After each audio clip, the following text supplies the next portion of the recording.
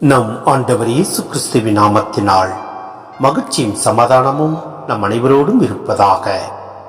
1 தீமோத்தேயு 6:17-21 முடிய. இவ்வுலகில் செல்வர்களாய் இருப்பவர்களுக்கு இவ்வாறு கட்டளையிடு: அவர்கள் மேட்டிமை உணர்வு கொள்ளலாகாது. நிலையில்லா செல்வத்தில் நம்பிக்கை வைக்காமல் நம்முடைய இன்பத்திற்காகவே எல்லாவற்றையும் நிறைவாக அளிக்கும் கடவுளை மட்டுமே எதிர்நோக்கி இருக்க வேண்டும். அவர்கள் நல்லது செய்து நற்செயல்கள் என்னும் செல்வத்தை சேர்ப்பார்களாக.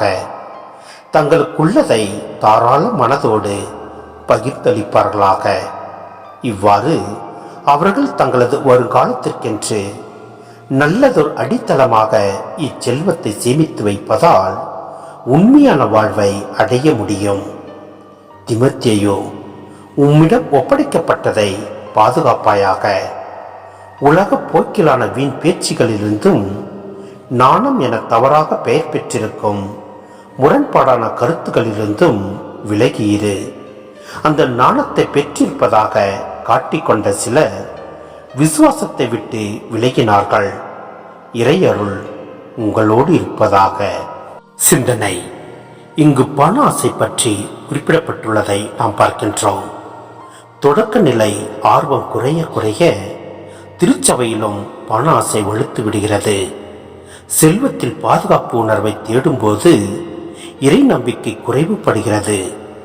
திருச்சபையின் மேய்ப்பர்கள் இத்தகைய அபாயத்திலிருந்து தங்களை காத்துக்கொள்ள வேண்டும்.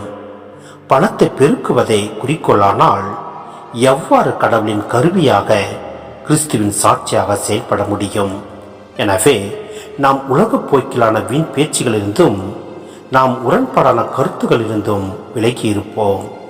நாம் இறை ஞானத்தை நாடி தேடுவோம்.